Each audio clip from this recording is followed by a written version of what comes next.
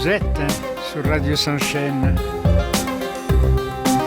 la radio qui donne la parole à celles et ceux qui ne l'ont pas. Allô, bonjour. Dans notre tisane philo d'aujourd'hui, Vincianisme 53, en compagnie de Jean-Luc Ardit à la technique et moi-même au micro, nous allons essayer de développer un thème de philosophie politique. Même si je suis assez d'accord avec Clément Rosset quand il écrit, lors de son introduction à son livre « Le philosophe et les sortilèges », je vais résumer quand même. Le principal réconfort de celles et ceux qui ne veulent pas du monde qui leur est offert simplement comme il est, consiste à annoncer soit sa prochaine et radicale modification, soit sa fin inéluctable et imminente. Au fond, que tout change ou que tout finisse. Et évidemment, espoir et désespoir font ici cause commune. Néanmoins, tout en acceptant le réel tel qu'il est, nous ne sommes pas obligés de subir l'orientation majoritaire de tous les médias et de toutes les informations sur les réseaux, à savoir la géopolitique des empires ou les fausses informations érigées en vérité dans toujours ces réseaux. C'est pourquoi je suis favorable pour tourner le regard vers le réel, oublier celui des communs qui s'opposent forcément aux empires. Ce thème soulève une réflexion sur la manière dont les sociétés s'organisent autour des ressources, du pouvoir et de la gouvernance. Je vais détailler ce sujet en examinant ces concepts clés et ses implications qui sont bien réelles, mais malheureusement passent en dessous des radars de la réflexion, de sa mise en valeur et de sa reconnaissance. Donc, le monde est commun, une vision collective et participative. Les communs ou biens communs sont des ressources partagées comme l'eau, les forêts, la connaissance ou même le numérique, qui sont gérés collectivement par une communauté. Ces communs ne sont ni entièrement privatisés, ni contrôlés par un État centralisé. Cette philosophie s'ancre dans l'idée d'une gestion horizontale, où la coopération, la participation et l'égalité sont au cœur du modèle. Historiquement, des penseurs tels que Elinor Ostrom ont mis en lumière la viabilité des communs. Ostrom a démontré que les communautés peuvent s'auto-organiser pour gérer les ressources, évitant ainsi, concept énoncé par Gareth Hardin, que les ressources collectives seraient inévitablement surexploitées. Dans le monde moderne, les communs s'étendent au-delà des biens naturels. C'est les logiciels libres, Wikipédia ou les initiatives en faveur des énergies renouvelables en sont des exemples. Bien sûr, ils peuvent aussi avoir des dérives, il faut toujours être vigilant. Ces modèles s'appuient sur des pratiques démocratiques et inclusives, remettant en question les hiérarchies traditionnelles. Par contre, dès qu'on parle des empires, là c'est la centralisation et la domination. Historiquement, les empires renvoient à des structures impérialistes où l'expansion, la domination et l'exploitation des ressources étaient et sont toujours des moteurs essentiels. Dans un sens moderne, les empires peuvent être interprétés comme des multinationales, des États ultra-puissants ou des institutions financières globales. Ces entités centralisées privilégient souvent l'efficacité et le contrôle au détriment de la participation démocratique ou de la durabilité écologique. Les empires incarnent aussi la logique jusqu'à-boutiste où les ressources sont exploitées sans considération pour les générations futures ou les communautés locales. Et là, on arrive un peu en réflexion, c'est un peu une opposition philosophique. C'est individualisme contre collectivité. C'est ça que je veux aborder. Cette opposition peut être comprise à travers différents grilles philosophiques. Hannah Arendt a distingué la sphère publique où les individus agissent collectivement de la sphère privée, souvent capturée par des systèmes autoritaires ou impérieux. Karl Marx critique les empires capitalistes pour leur tendance à aliéner les travailleurs et à concentrer le pouvoir dans les mains de la bourgeoisie au détriment du bien commun. Plus récemment, la pensée écologique met l'accent sur les communs comme alternative nécessaire pour contrer les impacts destructeurs de la logique impérialiste sur l'environnement. Et maintenant, on va envisager un peu les implications pour le futur proche.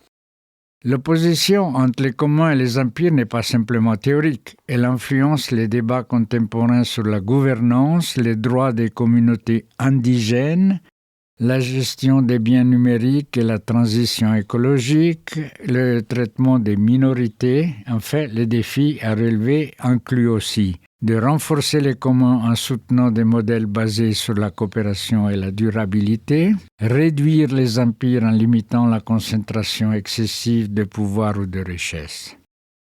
Le véritable enjeu réside dans notre capacité collective à réinventer de nouvelles manières de vivre ensemble en valorisant l'équilibre.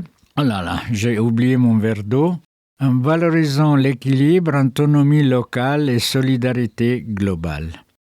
Alors voici quelques exemples récents de communs en action. Dans les initiatives locales de solidarité, il y a des projets comme les jardins partagés, les ateliers d'autoréparation qui permettent aux citoyens de collaborer pour transformer l'espace public et renforcer les liens sociaux.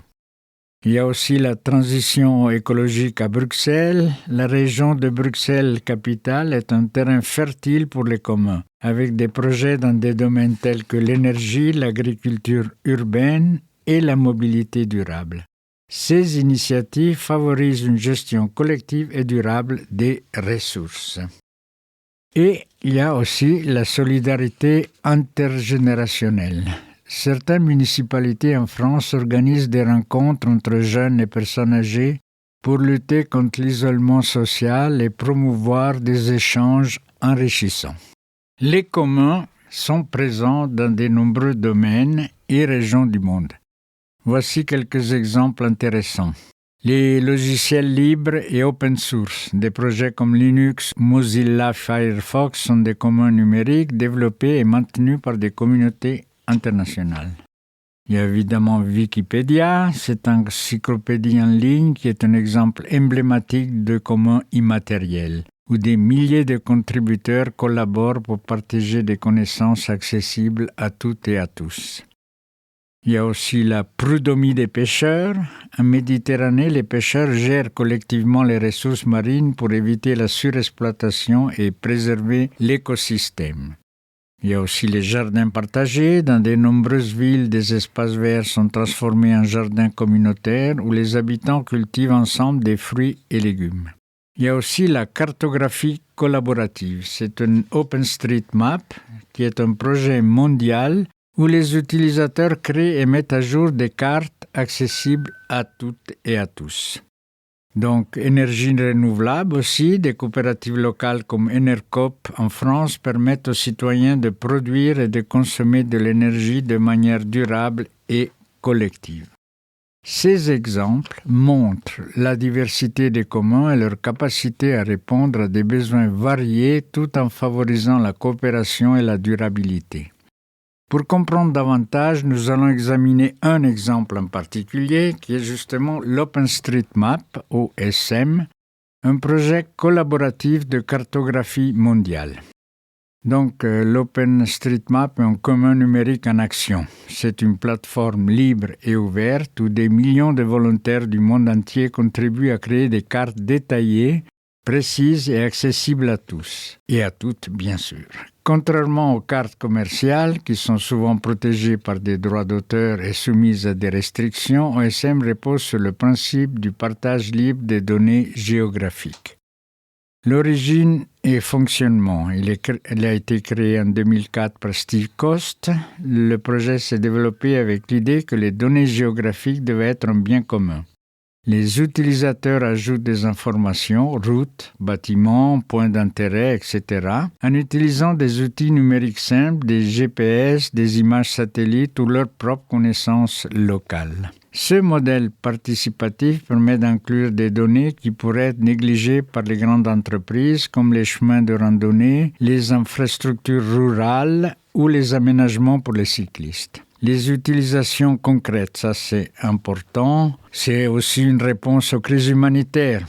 Lors de catastrophes comme le séisme en Haïti en 2010 ou les typhons aux Philippines, des communautés d'utilisateurs d'OSM se mobilisent rapidement pour cartographier les zones touchées. Cela aide les secours à planifier leur action. Évidemment, il y a aussi l'urbanisme participatif. Dans certaines villes, les habitants utilisent OSM pour documenter les besoins locaux comme l'accessibilité des trottoirs ou la localisation des équipements publics. Il y a aussi le développement des services. OSM alimente des applications de navigation comme Maps.me et des projets technologiques dans des régions où les cartes commerciales sont inexistantes ou coûteuses. La philosophie et l'impact de OpenStreetMap incarnent l'essence des communs numériques en promouvant la collaboration, l'innovation et l'inclusion. C'est aussi une alternative éthique face à la domination des grandes entreprises technologiques qui centralisent souvent les données géographiques. Avec OSM, chacun et chacune peut participer et bénéficier des fruits de cette coopération mondiale. Ce modèle pose une question fondamentale. Et si nous pouvions gérer d'autres domaines comme les données, la culture ou l'énergie avec une approche similaire basée sur l'accès libre et la gestion collective? L'action politique, à mon sens, ne devrait pas se réduire à un programme souverainiste, nationaliste ou identitaire.